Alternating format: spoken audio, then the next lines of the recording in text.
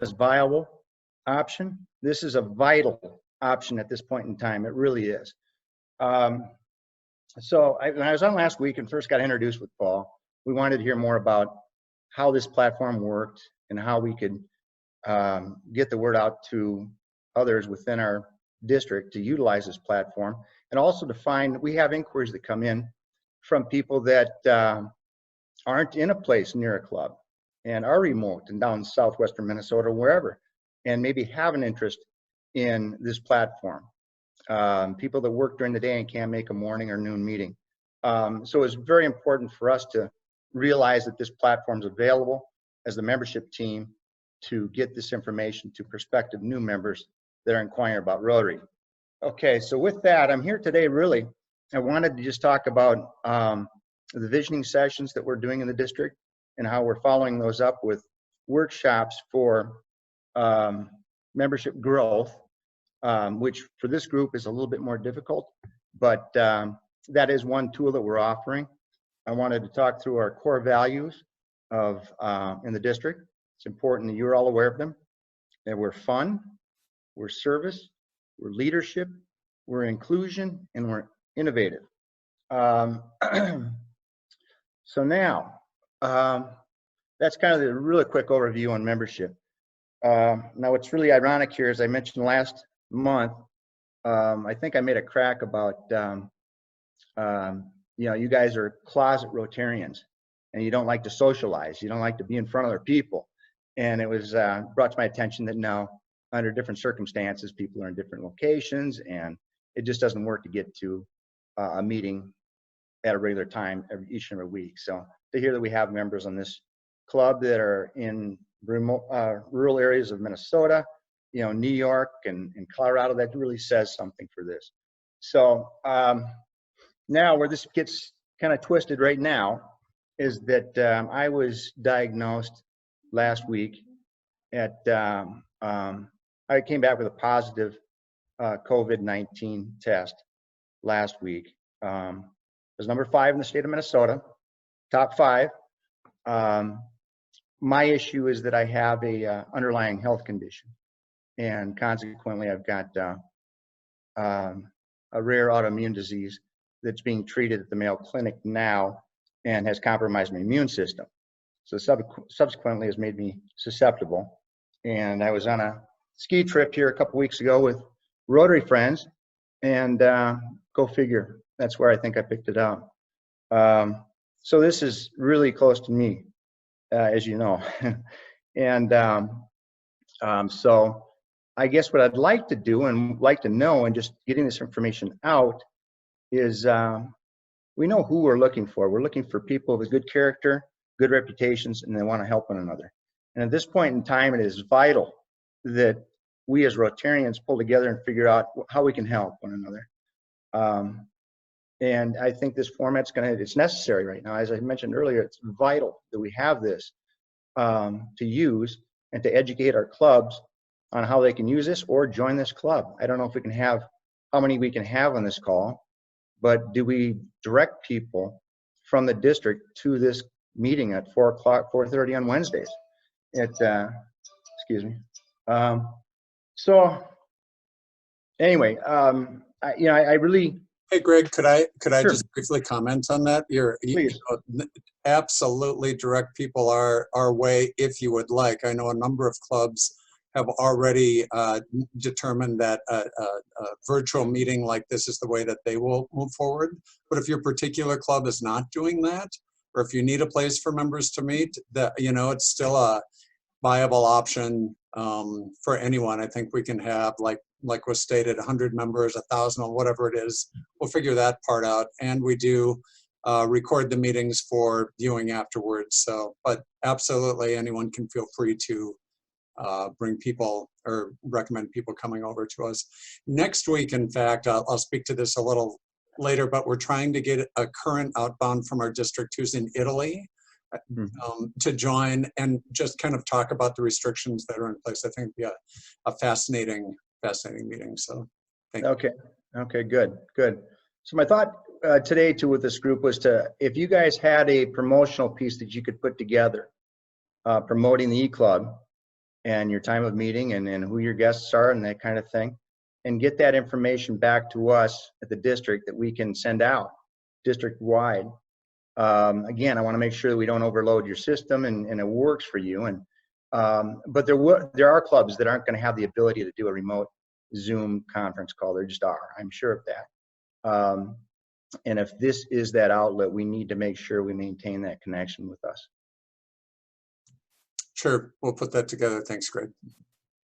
So I guess really, as far as membership goes, and back to our comprehensive program, it's really quite simple. We ask clubs to create a plan on how you are going to grow, and then set a goal, and then make a list. And then as you as a club go through your list, and each one ask one. You know, that's Ed Merrick's deal is each one ask one. It works. So it's important, I think, very much now that the E-Club is also prospecting for new individuals. And, you know, you look for a silver lining here, and maybe this is it. You know, people are out there want to help one another, and we all know we need help. So let's do that together.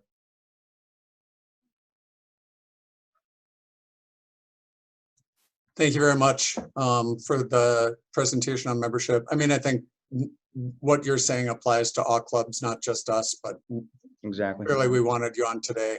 I didn't expect so many clearly members from other in-person clubs, but I think you know, your ideas of creating a plan and setting a goal and reaching out are valuable for all of us. Sure. You know, I don't think there's a Rotary club out there, except Chris and maybe the Edina Noontime Club, that is not really looking for more people, and even Edina probably looks for more people. But, you know, membership is always something, right? So I'll open it up. Any questions from the group for Greg? Any comments, questions on living with COVID? Number 5. Yeah, you know, Greg, you've always been an overachiever, and well, you know, yeah. Well, and to top that off, I was actually number 1 positive at Mayo Clinic this past weekend. Wow. So because of my condition, there were some concerns about complications, and they thought I might have bacterial pneumonia. So I ended up down there over the weekend. And yeah, so I'm also number 1 at Mayo. So there you go. I am an overachiever. Not to make light of it, but to keep a positive attitude. I have to. You know, I have to. It's doing my best to.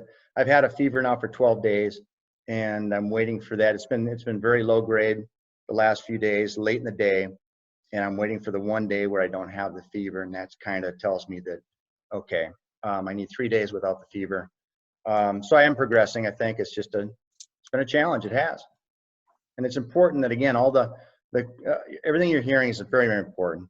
You know, wash your hands, do all that kind of stuff. The Rotarian that was with me that was also tested positive, got a fever the same day I did on March 6th for 4 days. He had a fever. His fever went away. Mine didn't, and I had gone in to get tested. And he and I were supposed to have lunch last week, and I get a call at noon saying, "Hey, Greg, where are you?" And I'd forgotten all about it under the circumstances. And anyway, I told him I was ill. He asked my symptoms. I told him, and he said I had the same symptoms. So I sent him in I said, "You need to get tested too." And sure enough, he was positive. Well, he's already done. I mean, he's already cured. He's been back out riding his bike yesterday, he said. And so anyway, it's the people that are susceptible are very susceptible. And so please do what you can to follow the protocols that they're talking about. It's important for all of us. Thank you. Any questions for Greg? I had a comment. This is Paul.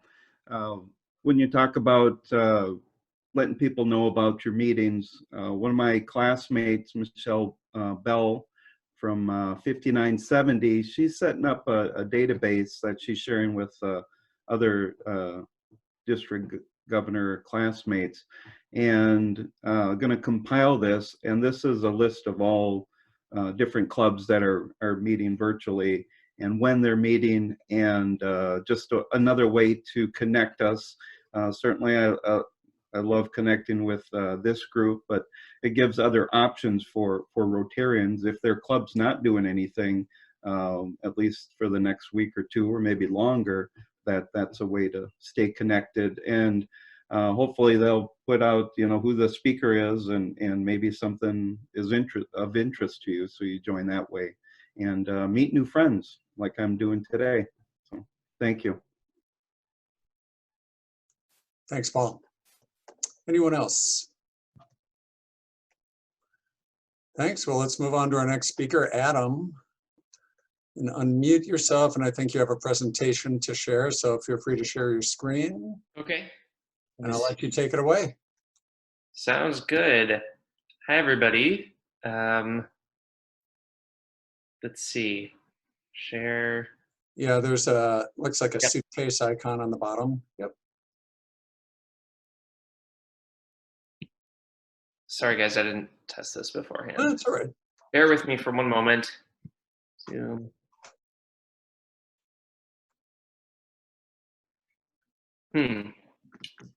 Telling me that it needs to quit to update the settings. I'm so sorry, everybody. Do I have you emailed me a presentation, I believe. Do I have the most up to date? Yes. Let me see if I can pull that up quick. Okay.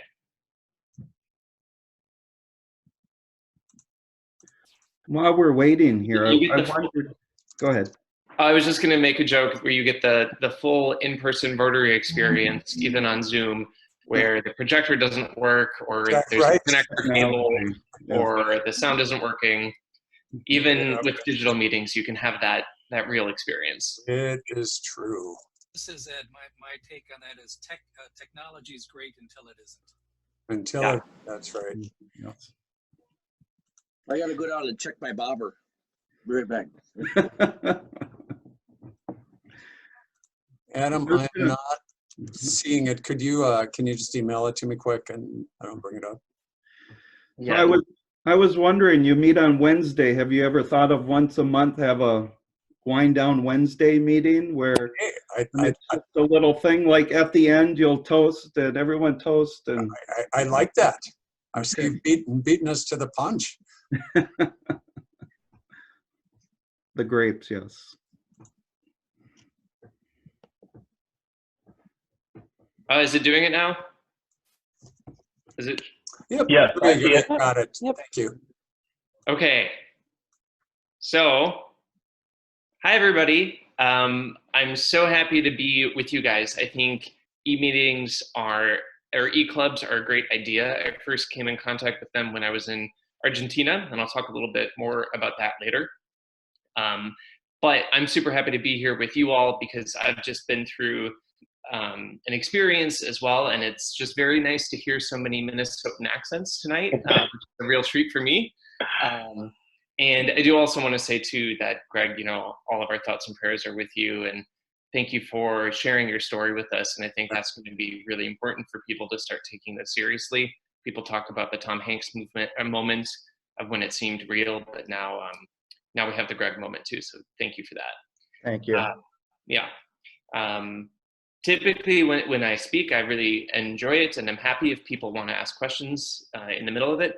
So I suppose here on Zoom, if there's something that you want to get my attention to or ask a question, unmute yourself and just give a holler, and I'd be happy to take your question. But what I thought we could do for the next, we have about 10 or 15 minutes.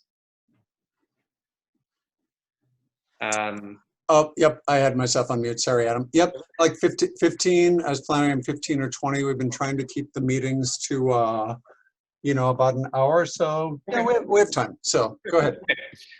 So I'll just take you through what I describe as how I became an exchange student for my whole life. And whenever I speak with a Rotary Club, here's little baby Adam in 2004. Sponsored by the White Bear Lake Rotary Club. You can see my little white bear there, which is still affixed to my blazer in my poor mom's basement. But I always want to say thank you to all of you. Thank you for being Rotarians, and thank you to Rotary for giving me this opportunity. Everything started for me in this moment right here. You can see that I'm an MSP. I had been on an airplane before, but certainly never by myself. No idea what I was getting into, despite the wonderful preparation I had. Sometimes you just have no idea. So like Lori was saying, both of us were 16 in 11th grade by the time we were finally departing. and I was an exchange student to Austria. This particular photo is important to me because that's still to this day one of my best friends, Sarah Hutchings. And I want to take a moment to talk about Sarah too, because Sarah is Canadian, as her shirt suggests here. She's a medical student, and she's doing her residency at the University of Illinois. And the borders to Canada were closed today. But she's spending her time in the United States working on our COVID-19 response. And I think that's another really nice sign of how we're all helping each other out. But this photo means a lot to me because this is the first day that we ever met, and we're still very best friends to this day. I'm hoping that should things return to normal this summer, that many of us that you'll see in these next couple of slides will be gathering for her wedding. That's set to take place in July, but we'll all have to see kind of how things go here. When I arrived in Austria, the first kind of seminal experience that I had was this language camp that was organized for everybody. These photos are significant to me, or in my memories, I guess, because I came from Minnesota, had never really traveled before, and this was my first experience ever seeing mountains. And still to this day, when I do see mountains, I think about these moments when I was first seeing and exploring the Alps for the first time. Where I lived in Austria was in Lower Austria, which, as the name suggests, is a less mountainous region. Austrians would call them hills, but to me, they were just enormous. And I thought immediately, like, oh, wow, yeah, I live in the mountains. And then a week later, I went to this place in Upper Austria and then actually saw real mountains. And I think this photo is just emblematic because these kids came from all over the place and were just kind of thrown together for the first 2 weeks to mix up together. It was really fun for me to be putting this presentation together because I admit these are pictures I hadn't looked at for years probably. And I just thought this was a nice photo that showed the diversity, of course, with our class of other exchange students. So this one, so here you see my friend Sarah again, and this is our friend Gretchen. We call these two die Zwillinge, or in German, the twins, because you'll see the two of them in all of these photos going together. My host family was really an important experience for me in Austria as well, too. One of the most important reasons was I actually ended up living with another exchange student. Typically, in Rotary, you'd have multiple exchange families. My host club didn't have a ton of experience with youth exchange, and for certain reasons, my experience with my first host family was short-lived. And to be quite honest, I rarely think of them, and I'm certain they rarely think of me, and that's okay, because that brought me to my host family faster. And I had this very unique experience of living with Amy for a couple of months before she went back to Australia. And she was a huge part of my experience. And I was 16. She was a little bit older and got me out of a lot of trouble multiple times.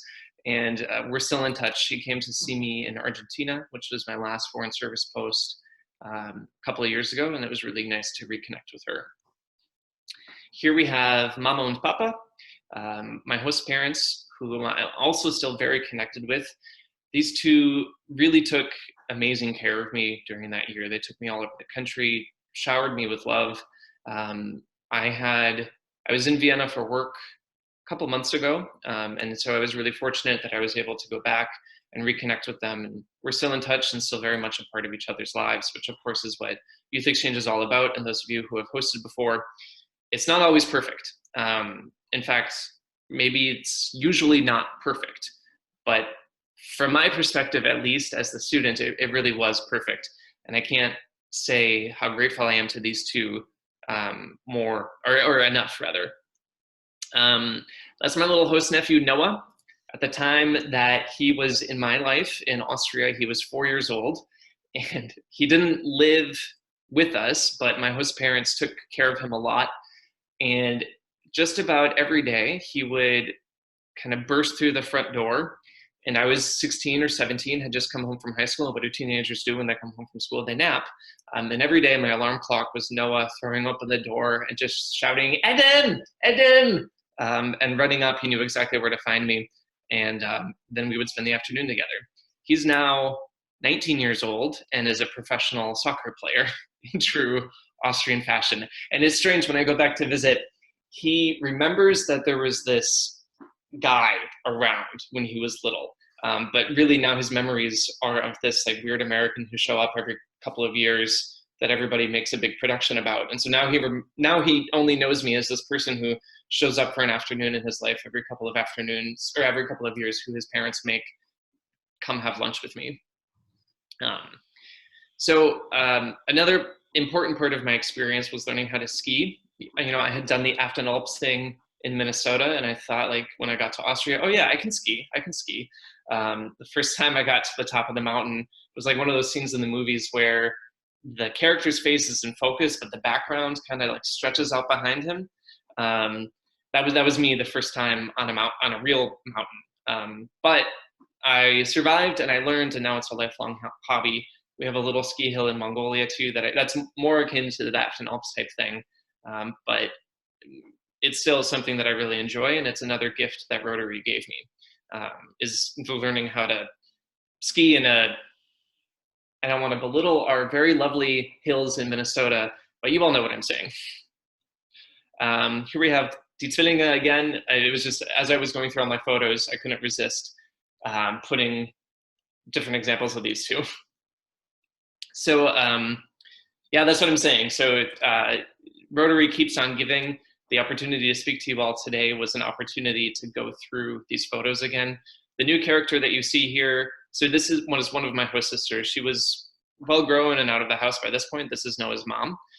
But this was Karin. Karin was on exchange at the same time in northern New York.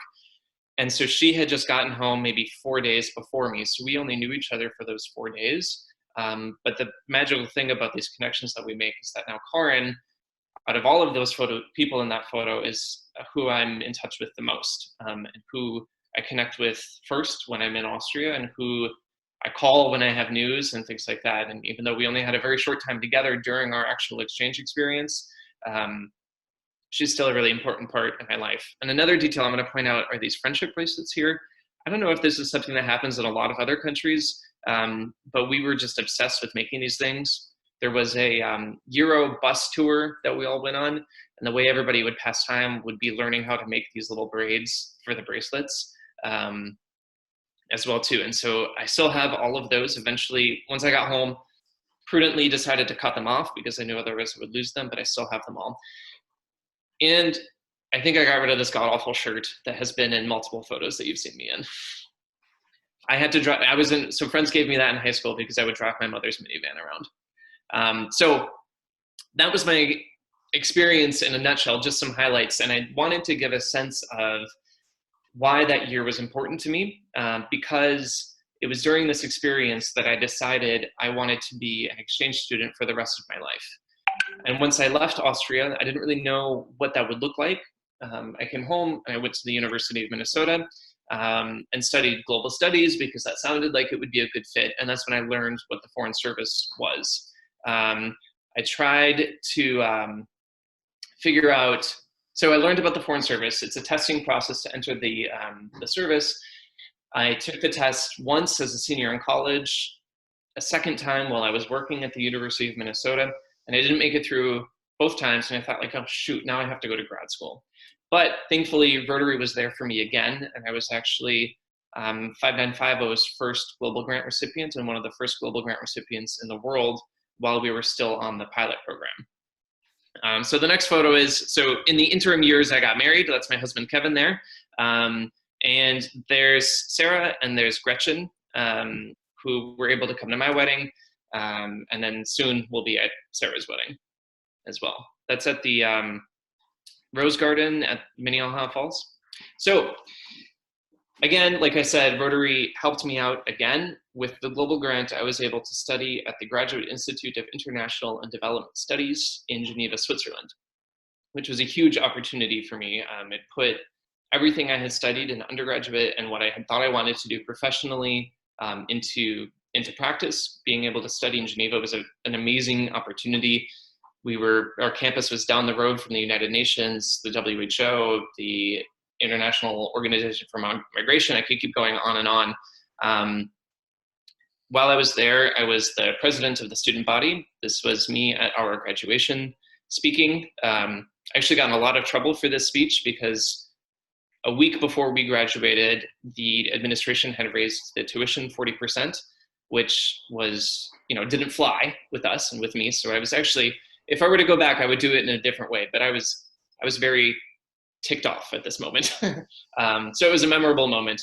But while I was there, I recommitted myself to the Foreign Service. And while I was in graduate school, I finally passed the Foreign Service exam. And then in 2015, I was called up to join the Foreign Service, and I'm happy to answer any questions about the process or anything like that for my kind of intake orientation. When you join the Foreign Service, you don't know what your first assignment is going to be. You go through a 6-week orientation, and during this process, you get a list of possible posts that you might be assigned to. And you can rank order them, or you can express preference and explain what works for your family and what doesn't work for your family. But then at the end of this 6-week training, you and your family go into a big conference room. The organizers or your trainers go through this process where they will flash up on the projection screen the flag of a country in random order, and they will say, going to Yemen for a cultural tour is Lisa Anderson. And that's the moment that this person finds out where they're gonna go, and everybody cheers and claps, and you go up and you collect your little flag. And so we were very happy that we got our first choice, Argentina.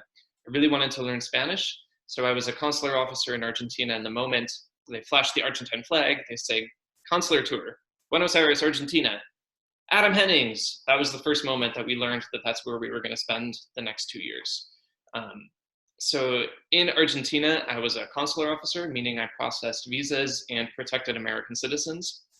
One unique experience I had was I served as the control officer, which means the single person responsible for the visit of a dignitary, not for the vice president, but for the vice president's wife, the second lady of the United States, Mrs. Karen Pence. So I took care of her for about 36 hours when she came to Argentina.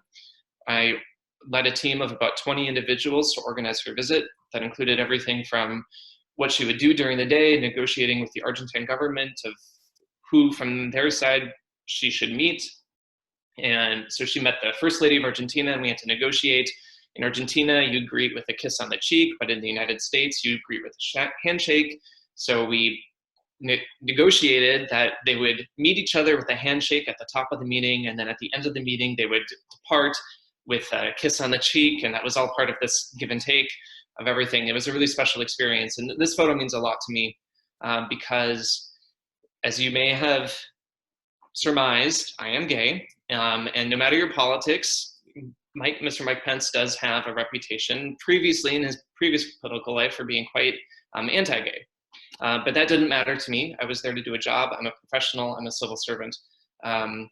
I did, however, have a little bit of a, how can I make this a conversation, I guess is the best way to put it. I said, okay, at the end of the trip, there's traditionally a meet and greet with embassy staff. And because I was the control officer, you can see my special pin here, I'll be well within my rights to pull my husband to the front of the handshake line. And Mrs. Pence was pulling the vice president towards me to introduce, which is a very bizarre thing to say, to introduce me to the vice president. And I took my opportunity to say, sir, ma'am, this is my husband, Kevin. And I gotta tell you, I just told you I disagree quite strongly with him politically. Could not find a more gracious and kind man. He didn't miss a beat. He thanked me for taking care of Mrs. Pence for the day, and then he thanked Kevin for being a Foreign Service family member. So just a true class act. So no matter how things are going in our country, I think about this photo and that there's opportunities for us all to come together. Although I do admit, after this experience, because he was so warm and so gracious, I turned to Kevin and was like, holy shit, that man can be president. So we better watch out, because very skilled, very kind. So I'm now serving in Mongolia, where I am the Assistant Public Affairs Officer. This is my career focus. So going forward, I'll do more public-facing roles. I won't do any more visas, thankfully. In Mongolia, I focus on education and cultural exchange. Here you can see me in a little video that we produced with our local staff that highlights what we've got going on at the embassy for the upcoming month. You can see the caption down here. I am speaking Mongolian. I do speak Mongolian. It's not great, but I get by. Introducing the open application for the Fulbright program in Mongolia. I am supposed to be in Mongolia for another 9 months or so until December. That, of course, changed, just like it did for everybody else. Oh, here's my folks came. So that's my mom, Lynn, and my dad, Kim, came to visit us in Ulaanbaatar this summer. I'm really proud that they made it because it's not an easy place to travel and they're not really travelers, but they did it, and I'm really proud of that. But I'm not sure if you all can see me, so I'm gonna end the presentation and go back to me. Anyway, as I was saying, things moved very quickly in Mongolia over the last couple of weeks. Mongolia has about a 1,000-mile border with China. And even though to this day, there are now 6 cases of COVID-19 in Mongolia, which is really a remarkable achievement. Up until a week ago, there were 0 cases. But the government took some of the strongest precautionary measures of any government anywhere in the world, even up to this date. At the time, it felt very draconian, and I was actually quite worried because Mongolia is a democracy, but it felt like a lot of the actions they were taking were undemocratic. Now we've learned that that's actually really what needs to happen and is being duplicated by every country around the world. At any point, we were some of the first ones to deal with, like, how do you respond as an embassy when the host government is making these decisions? For us, the issue came when Mongolia closed flights to Korea and Japan. We started to get a little worried because the health system in Mongolia is very poor. And so the concern is if there's an outbreak in Mongolia, that they will not be able to handle it.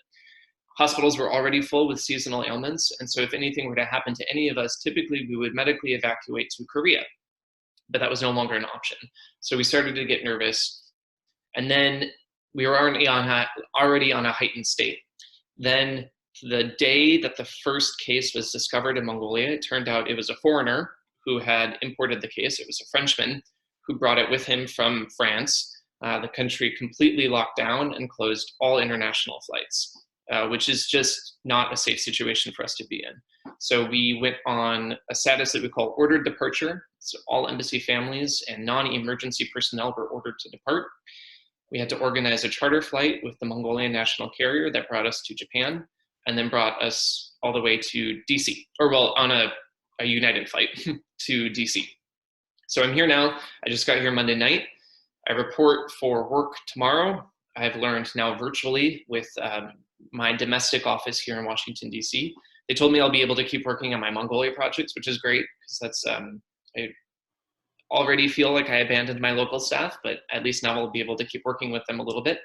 But we'll see what the next couple of days bring. So that was a lot. What I wanted to express was not only was my exchange year as fun and meaningful and impactful as it is for everyone else, I really relish the opportunity to show Rotarians that it all started with the work that you all do, and the work that I do advancing American interests and democracy and American culture is all thanks to the first step that you all gave me. So special thanks to the White Bear Lake Rotary Club, but to really all of you. And I'm happy to answer any questions.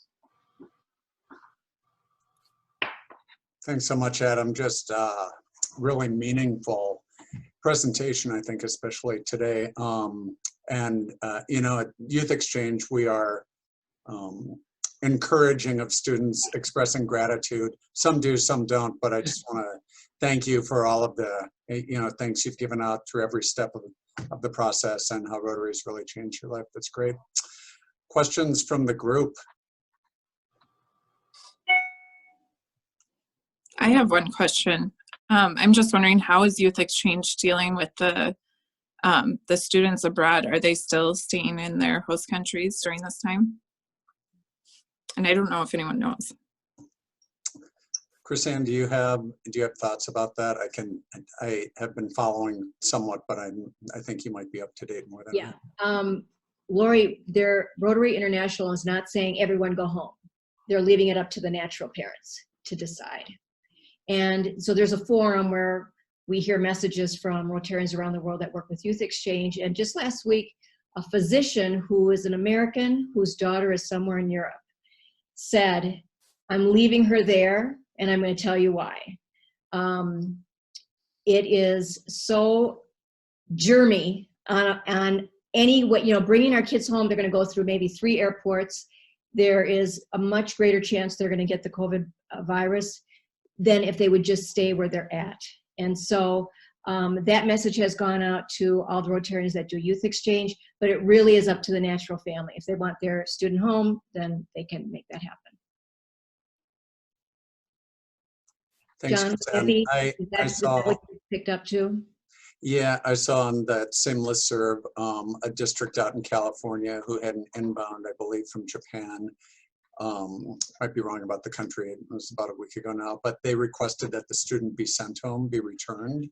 And the district's position was, but they're safer here than returning to a country with, with a higher rate. Maybe it was Italy, wherever it was someplace with a corona rate that was much higher at the time than us. But to what you said, Chrisanne, Rotary's position is leaving it up to the parents and supporting that decision one way or the other. And I work for a company that does Youth Exchange, and today I learned that AFS and YFU have pulled all their kids home. They removed their own kids from the program. This is Paul. I think we had 53 outbound this year, and just got a report that we have 14 that returned. I think Japan was the only one that was required to return. The other ones were a decision by the family. And then there's 2 more that are looking to come back home, making flight arrangements. I think I saw something also, Paul, about one of the districts in Belgium that we exchanged with that was unilaterally sending the students home. And there was, I think no matter what happens, you hate to see the exchanges end early. You hate to see the end of an experience, but these are exceptional times. Thank you. I have a question for Adam. Mm-hmm. And so you've done the Rotary Youth Exchange Program, and then after that, in your professional life, the Foreign Service. How do you prepare differently for that, or is it the same? Can you explain a little more about your preparation? And thank you also. I really enjoyed your presentation. Yeah, I'm happy to. I love my job. It truly is. I feel like I'm an exchange student.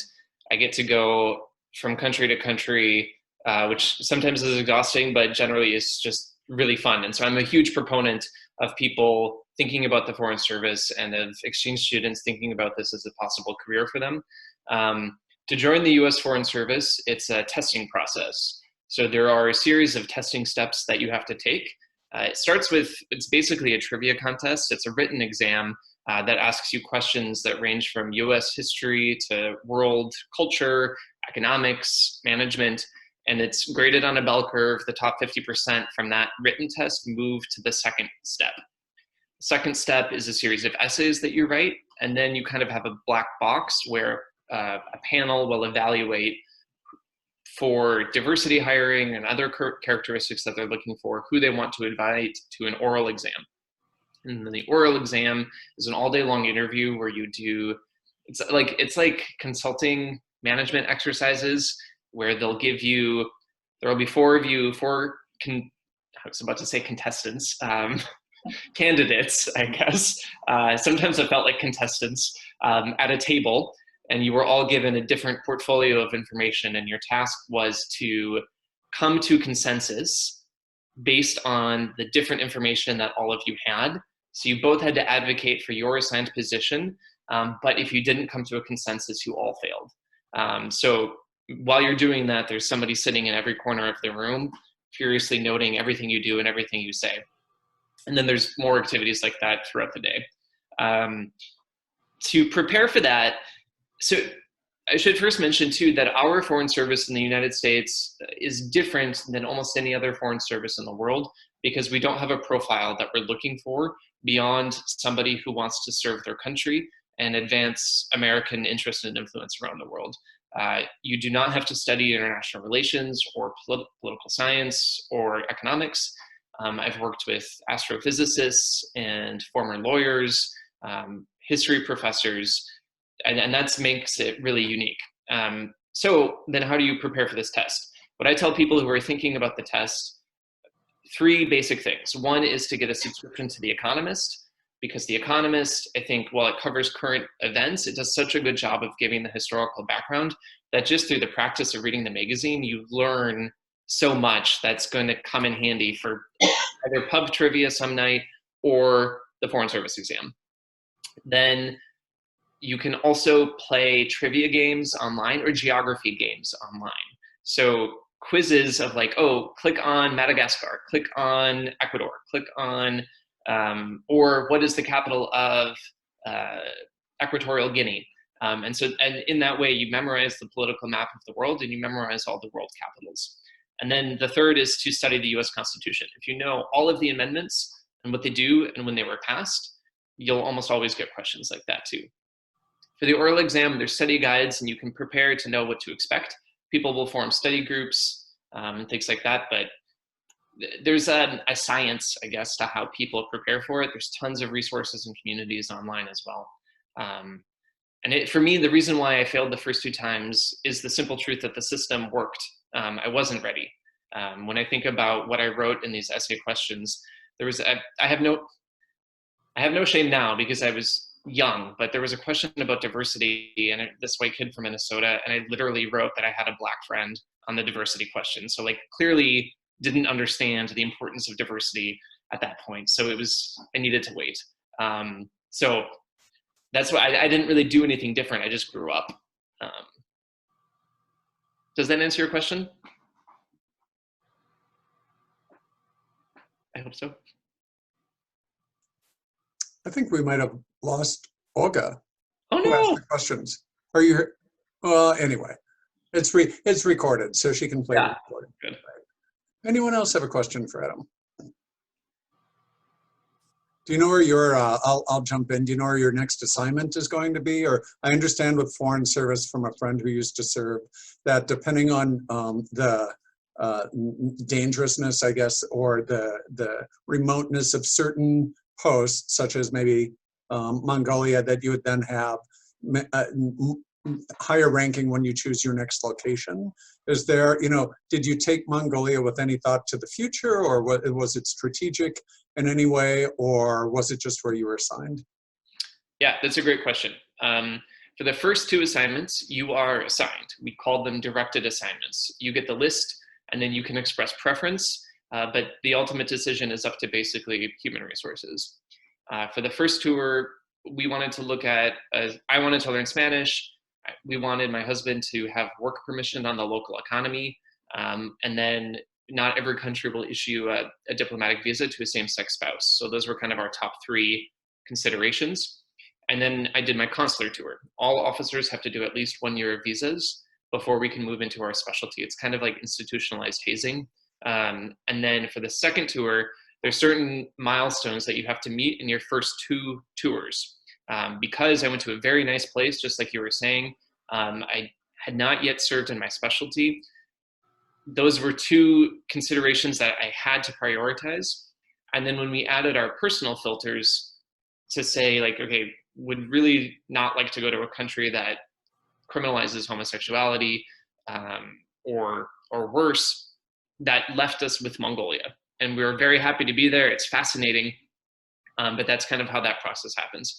Going forward, we do this process that we call bidding, where it's a little bit like med school, where you get the list of positions that are available. Then I look at who the incumbent is. I reach out to them. I write them some email saying like, tell me about your day-to-day, blah, blah, blah. And then that person will respond to me with the same email that he or she will send to the other 30 people that are contacting them. And then we go through the song and dance where I go back and I say, wow, that sounds really interesting. Can you tell me who your supervisor is? And then I found out who that person is, and I try to triangulate who I might know that knows that person, just like applying for any other job. Then both of us, the supervisor for that position and I, put in our lists, and the department matches you. So it's like med school in that sense, where you get your match, and that's kind of it. I will find out on Monday where I go next. So very exciting. My husband and I want to start a family. And for us, that's a lot easier to do in the United States. So we prioritize jobs in Washington, D.C. And that's what I expect. So that's another reason why it's a little bizarre to be here right now, because hopefully if everything goes a little bit back to normal, I'll have time to go back to Mongolia, but then I'll come right back here to keep working for a couple of years. Thanks for that really interesting explanation. Please let us know where you get assigned so we can I will. report Absolutely. back on the E-Club meeting next week. Yes. And of course, you're invited. No, I'll love to come. Other questions? I don't have a question, but Adam, I just wanted to thank you for all the service you did for Rotex in your leadership position. And to this day, you're still a wonderful speaker. I'll never forget the speech you gave at Rebound Orientation. You may not remember it, but it was the theme. You were talking to kids who had just come back from their exchange, and your message to them was, don't act like me in your first year back as an exchange student. And you gave such poignant tips to them. I know you helped them so much reacclimate to life in the United States. You did a wonderful job. So thank you. I'm so happy for you in your life. Thank you so much. I have a question. Thanks for doing this. This is awesome. It's awesome to be included and awesome to hear everybody's stories and whatnot. Can you speak at all to the current situation of, okay, you guys were evacuated, but what else is going on in the Foreign Service with any COVID-19 stuff that you can share? Yeah. So we all know this. It's crazy out there.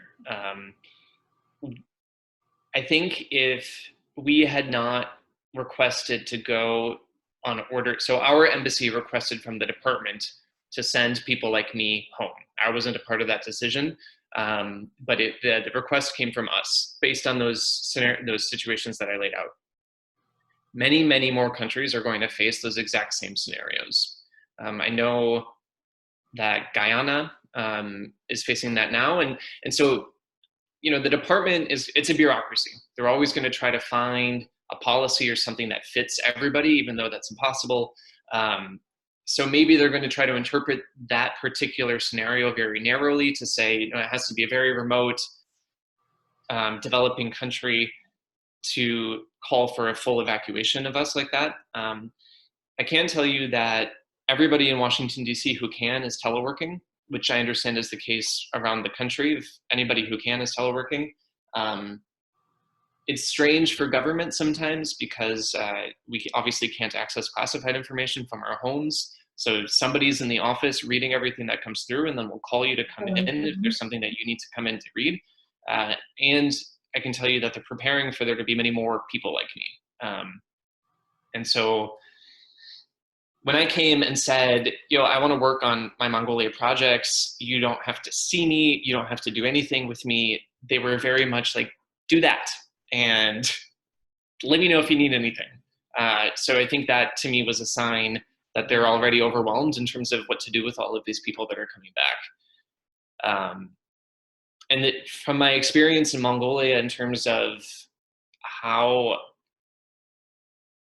for months I was saying, I don't know what else they're going to do next. They had taken all these measures before there was even a case. And all of us were saying, they have nowhere to go when they get a case, and people are going to expect them to respond. And what are they going to do? It was never on anybody's radar that they would cancel all flights like that. So the other thing that I'm saying, and this isn't to scare anybody, it's just that there's always somewhere to go. So I don't know. It's a bizarre experience to be back in DC now because I'm still getting used to. I didn't know what the rules were when I got here. I didn't know what the situation was. But yeah, sorry, that was a long answer. I have a lot of feelings. That was great. Thanks. I mean, I think it's good to just be able to share and bounce ideas off each other and hear each other's stories. That's how we all learn. Exactly. Yeah. Naomi, I have something to say too. I work at an immigration law firm, and we have lots of people trying to get their green cards and their visas and things like that now. And almost all the embassies and consulates abroad are canceling all their immigrant visa and non-immigrant visa applications. So we're obviously trying to stop people that have been here that, you know, just need to go get their visa and come back from going, so that they don't get stuck in Mexico or other countries, because obviously they need that visa to come back. So we're going to see a lot of craziness in my industry, the, you know, legal immigration industry. Immigration courts are shut down for the most part, except for non-detained. They're asking attorneys to do phone representation for the respondents that are detained now. Fingerprints are canceled. And like in-person interviews, asylum, just adjustment of status, everything like that is canceled now too. That's also super helpful to hear. Sad, but super helpful to hear. Thanks for chiming in. Well, thank you, everyone. We're a little over on time. It's 5:40, so I just have a few final slides to share. But first, if everyone could just take themselves off of mute for a moment and give these two speakers a really nice round of applause. I would really appreciate it. And great to see you. Thank you. Okay. John, can I make a quick request? Sure. This is like a super huge highlight, I think, and my guess is going to be for a lot of us. Would everybody be willing to smile for a quick screenshot so we can add Sure. this to our happiness thing? Okay, everyone smile. 1, 2, 3. Much appreciated. Great Thank idea. you. So Thanks so fun. much. Yeah, if you can email that to me, I'd appreciate it. Totally. So this came across that listserv that Chris Ann and I have been oh, you know what, this came across something else, but this was from an exchange partner in France, and I just thought it was so apropos to, you know, today and what we're all going through collectively here and around the world. But, you know, there will be a future and a new exchange year for Rotary Youth Exchange. Exchange between people are extremely important and remain a pillar of Rotary. Current difficulties will make us stronger and closer. We count on you and you will count on us. Protect your families, your participants, and yourselves. I thought it was so poignant and just wanted to include it in today's meeting. So next E-Club meeting next Wednesday. Our guest speaker will hopefully be an outbound student currently in Italy. I'm still doing some outreach for that. If not, a student who's really what I want is to hear from someone who has been confined to their home for the past 2 weeks, basically, and what that's meant for their exchange. Has it brought them closer to their families? Are they spinning into a depression like half of the country is here? You know, like what's going on with them? I think it should be an interesting meeting. You are all, of course, invited. A reminder that makeups are possible here. We request a $10 donation, tinyurl.com/eclubmakeup. Paul, I think you said you would cover up to 10 presidents for makeup donations. Thanks very much for doing that. Yep. So I think you guys are all covered. And finally, positive thought of the day. When we created the E-Club, I went out and I grabbed a bunch of positive thoughts and I put them into our weekly meeting grid. And so literally this is one that I pulled probably last November.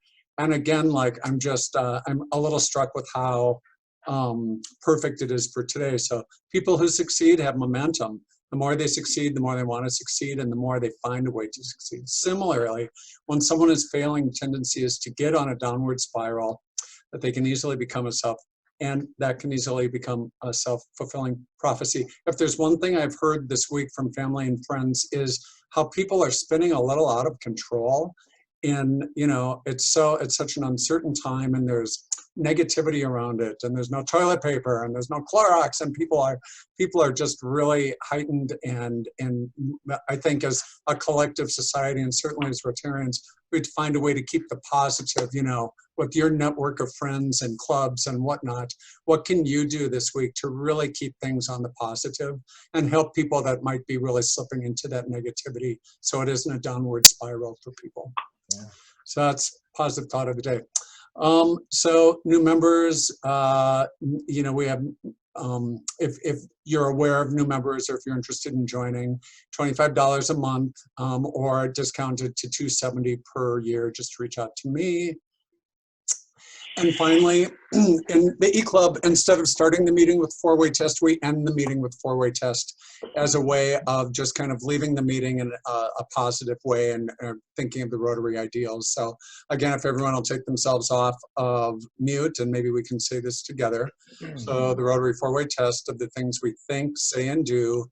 Is it the truth? Is Is it it fair to all concerned? Will it build goodwill and better friendships? Will it be beneficial to all?